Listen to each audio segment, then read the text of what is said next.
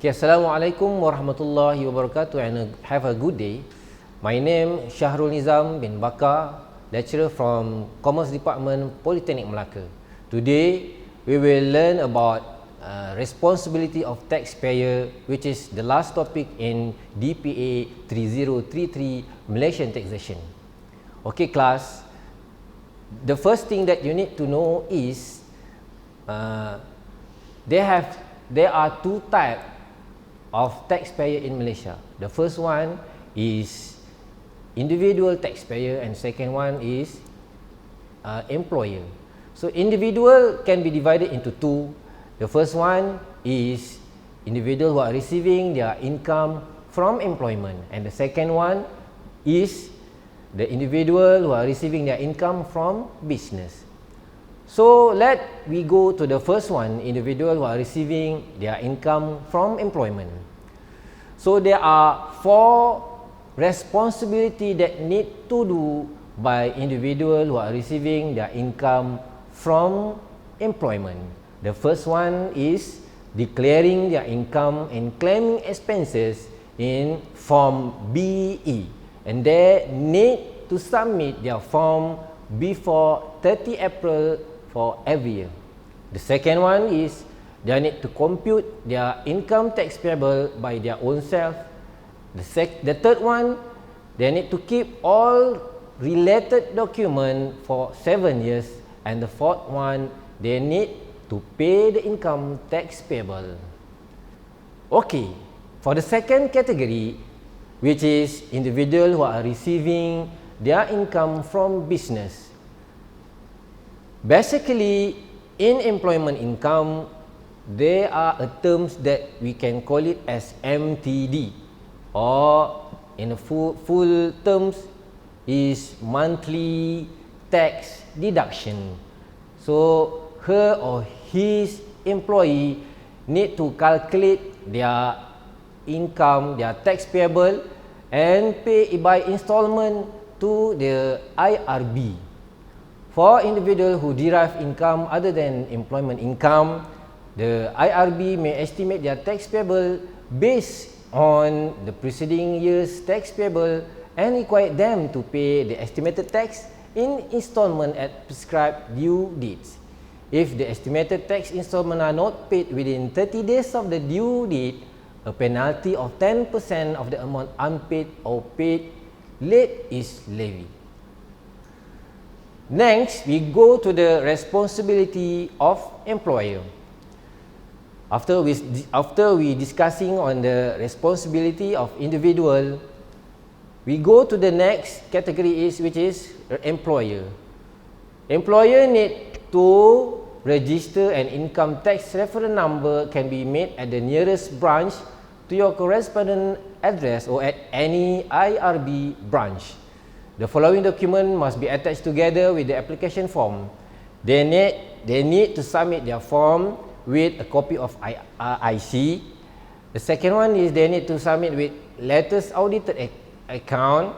Number 3, they need to submit certificate registration from SSM. The fourth one is a copy of Form A, which is form to incorporate the company, and the last one, a copy of appointment letter as tax agent if the registration is done by a tax agent.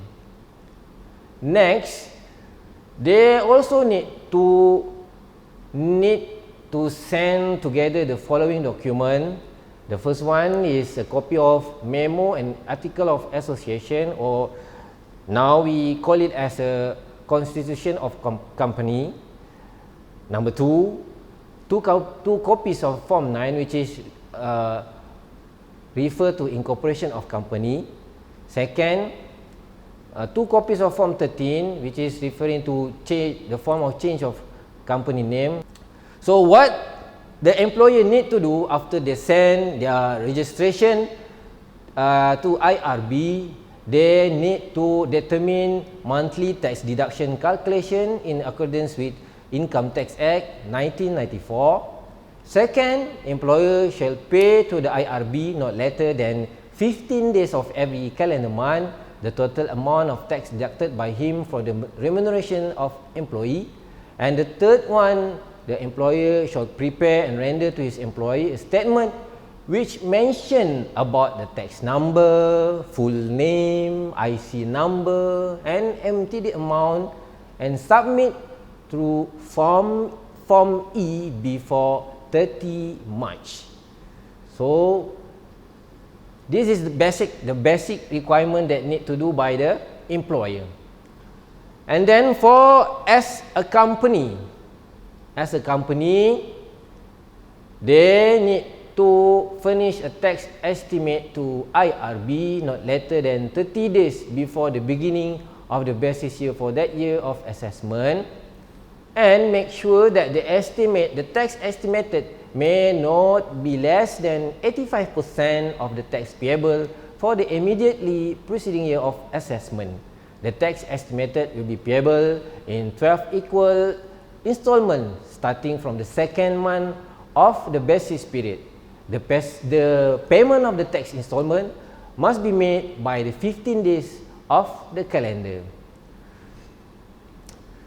But IRB, they are allowed you to revise the tax estimated that has been made.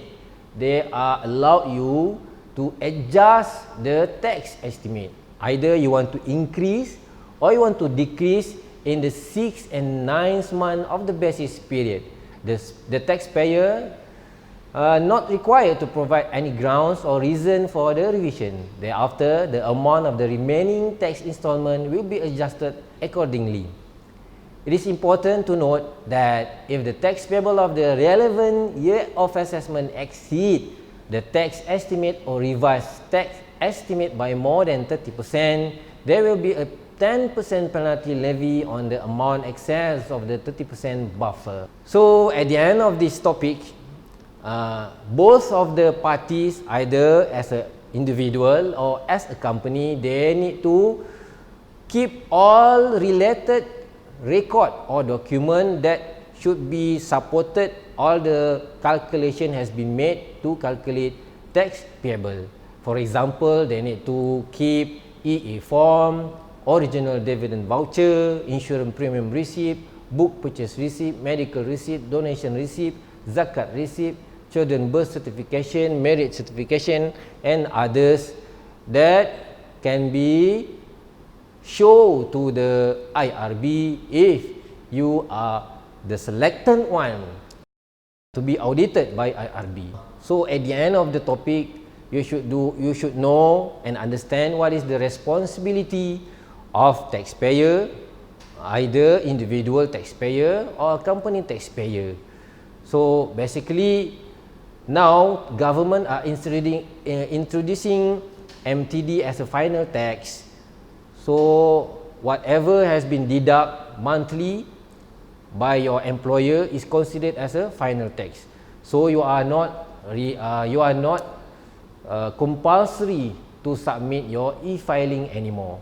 But you have to understand that the MTD has been calculated by estimation.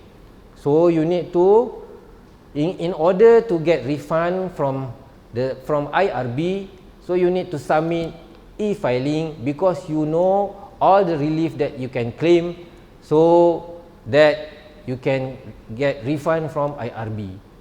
That's all for today. Thank you very much.